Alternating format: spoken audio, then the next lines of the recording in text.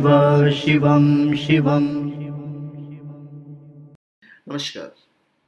आप सबका हमारे चैनल श्रीमद् होम रेमेडीज पर स्वागत है। इस वीडियो में हम आपको बताने जा रहे हैं कि भगवान श्री कृष्ण काल यवन को क्यों नहीं हरा सकते थे, क्यों परास्त नहीं कर पा रहे थे, या क्यों नहीं परास्त कर सकते थे।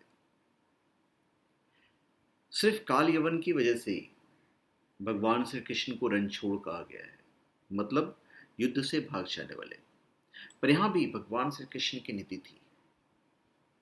तो सबसे पहले तो हम आपको ये बता दें कि काल यवन कौन था। काल यवन जन्म से ब्राह्मण था, लेकिन कर्म से असुर। काल यवन ऋषि शेषीरायन का पुत्र था। गर्ग गोत्र के ऋषि शेषीरायन त्रिगत राज्य के कुलगुरु थे और उन्होंने भगवान शिव की तपस्या की थी और उनसे एक अजय पुत्र की मांग की थी। और शिव ने कहा था कि तुम्हारा पुत्र संसार में अजय होगा, कोई अस्त्र शस्त्र से हत्या नहीं होगी, सूर्यवंशी और चंद्रवंशी कोई योद्धा उसे परास्त नहीं कर पाएंगे। उसके बाद वरदान प्राप्ति के बाद ऋषि शिशिरायन एक झरने के पास से जा रहे थे और उन्होंने एक स्त्री को जल में नहाते हुए देखा जो अप्सरा रंभा थी। और उन दोनों से जो पुत्र हुआ वो था काल यवन। और जन्म देने के बाद कुछ दिन तक रहने के बाद रंभा वापस चली गई। अब कालजंग नामक एक क्रूर राजा मलिच्छ देश पर राज करता था और उसे कोई संतान न था।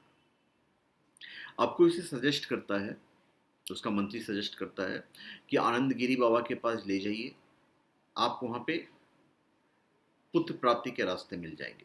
और बाबा उसे कहते हैं कि वो ऋषि शिशिरायन से उनका पुत्र मांग ले। और इस तरह काल यवन जो है उसका काल यवन को प्राप्त कर लेता है और काल यवन उस देश मलीच का राजा बन जाता है। अभी राम के कुल के राजा शल्य ने जरासंध को यह सलाह दी थी कि कृष्ण को हराने के लिए काल यवन से दोस्ती करे। अब हम मुख्य मुद्दे पे आते हैं।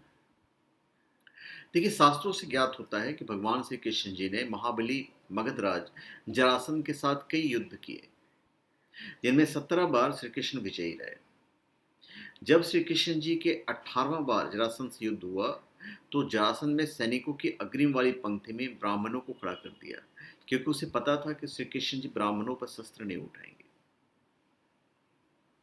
और श्री कृष्ण जी ने पाया कि अग्रिम पंक्ति में ब्राह्मण तो खड़े हैं, तो उन्होंने युद्ध नहीं किया और उसी युद्ध में काल यवन था। तो युद्ध से पलायन वहां पे करते हैं, तभी श्री कृष्ण जी का नाम जो है वो रणछोड़ पड़ जाता है। ये एक मत है रणछोड़ कहने का। अब दूसरा ये है कि काल यवन से जरासंध ने मदद ली, हेल्प ली, तो काल यवन की सेना ने मथुरा को घेर लिया। अब उसने मथुरा नरेश कृष्ण के नाम संदेश भेजा और काल यवन ने बोला कि युद्ध करो और एक दिन सोचने का समय दिया। तो श्री कृष्ण ने उत्तर में संदेश भेजा कि युद्ध केवल कृष्ण और काल यवन में हो, सेना को व्यर्थ क्यों लड़ाया जाए। और काल यवन इस बात के लिए तैयार हो जाता है। श्री कृष्ण जी ने काल यवन को युद्ध में बगैर किसी शस्त्र और सेना से लड़ने को कहा, स्वीकार भी किया उसने। तो श्री कृष्ण ने काल यवन को युद्ध के दौरान कहा कि वह अपनी सेना को छोड़कर ऐसे स्थान पर चले जहां दोनों की सहायता के लिए कोई नहीं आ सके। श्री कृष्ण ने काल यवन से कहा कि मैं तुम्हारे साथ ऐसे स्थान पर युद्ध करूंगा जहां दोनों को कोई देख नहीं पाए। भगवान श्री कृष्ण काल यवन को अपने पीछे लेकर एकांत की तरफ बढ़ते हैं। एक तरह से वहां भी वो युद्ध में जब भूमि पहुंचते तो वहां से भागना शुरू कर देते हैं। तो ये भी कारण है रणछोड़ कहलाने का। ये उनकी लीला थी, उनकी अपनी नीति थी। अब श्री कृष्ण अपनी लीला दिखा रहे थे, काल यवन उसके पीछे चला जा रहा था। उसे हमेशा ऐसा लगता था कि अब वो कृष्ण को पकड़ लेगा, अब वो कृष्ण को पकड़ लेगा। अभी एकांत स्थान पर पहुंचने पर श्री काल यवन जी कृष्ण जी से कहा कि अब तो एकांत आ गया है, चलो युद्ध करते हैं। इस पर श्री कृष्ण जी ने कहा कि यदि एकांत आ गया है तो अब उनको भागना चाहिए। और श्री कृष्ण यहाँ भी भागने लगते हैं और काल यवन भी श्री कृष्ण के पीछे उनके पकड़ने के उद्देश्य से भागता है। और कालियवन श्री कृष्ण जी को पीछे से आवाज लगाता हुआ जा रहा था कि आप परम यशस्वी हैं, मेरे साथ इस प्रकार से युद्ध को छोड़कर जाना उचित नहीं है। अब भागते भागते श्री कृष्ण कालियवन को एक गुफा में प्रवेश करवा देते हैं और स्वयं को छिपा लेते हैं। अब जब कालियवन गुफा में प्रवेश किया तो उसे एक व्यक्ति सोते हुए दिखाई दिया। तो उसने सोचा कि ये श्री कृष्ण है, लेकिन वे तो राजा मुचुकुंद थे। मुचुकुंद। कालियवन ने पैरों की ठोकर मारकर सोए हुए मुचुकुंद को श्री कृष्ण समझकर जगाया। जब राजा मुचकुंद निद्रा से जागे, उन्होंने देखा कि काल यवन ने उनको ठोकर मारकर जगाया है, तो क्रोध के साथ काल यवन को देखकर वो उसे भस्म कर देते हैं। अब काल यवन के बारे में बताना यहाँ पे मुकुचुंद के बारे में बताना बहुत ज़रूरी है कि भाई वो कौन थे। अभी एक बार इक्ष्वाकु वंश के मानधाता के पुत्र राजा मुचुकुंद देवताओं की सहायता के लिए दानवों से युद्ध करने देवलोक पहुंच गए थे। उन्होंने देवताओं का साथ देकर दानवों का संहार किया, जिसके कारण देवता युद्ध जीत गए। तब इंद्र ने उन्हें वर मांगने को कहा, तो मुचुकुंद ने वापस पृथ्वी लोक जाने की इच्छा व्यक्त की। तब इंद्र ने उन्हें बताया कि पृथ्वी और देवलोक में समय का बहुत अंतर है, जिस कारण अब वह समय नहीं रहा। अब तक तो तुम्हारे सभी बंधु बांधव मर चुके हैं, तो उनके वंश का कोई भी बचा ही नहीं है। तो ये जानकर मुचुकुंद बहुत दुखी हुए और वर मांगा कि उन्हें कलयुग के अंत तक सोना है। तब इंद्र ने मुचुकुंद को वरदान दिया कि किसी धरती के निर्जन स्थान पर जाकर सो जाएं, और यदि कोई तुम्हें उठाएगा तो तुम्हारी दृष्टि पड़ती और भस्म हो जाएगा।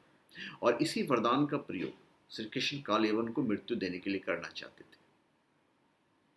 तो जब कालयवन और कृष्ण में द्वंद युद्ध का जय हो गया, तो कालयवन कृष्ण की ओर दौड़े थे और एंड में वहां पे ले जाके खड़ा कर देते हैं। तो इसी के बाद श्री कृष्ण जी ने मुचुकुंद को अपना वास्तविक स्वरूप प्रकट किया। मुचुकुंद ने श्री कृष्ण जी से उनकी अनन्य भक्ति का वर मांगा, और यही कारण है कि इस घटना के उपरांत श्री कृष्ण को रणछोड़ कहा गया। तो काल यवन यद्यपि ब्राह्मण था, लेकिन उसके कर्म आसुरी थे, और पुराणों में कालयवन को मलेच्छु का प्रमुख बताया गया है। तो यही वजह था जिसकी वजह से भगवान श्री कृष्ण को रणछोड़ कहा गया, रणभूमि छोड़ते हैं। और यही वजह था जिसकी वजह से, क्योंकि उसे तो वरदान प्राप्त था, कोई मार ही नहीं सकता था, कोई परास्त नहीं कर सकता था, इसीलिए भगवान श्री कृष्ण उसे वहां पे लेके गए जहां पे उसकी मृत्यु निश्चित थी, मुचुकुंद के द्वारा। तो धन्यवाद, आप सबका हमारे चैनल पे स्वागत है। आप हमारे चैनल पे सब्सक्राइब करें और अपने कमेंट दीजिए। धन्यवाद।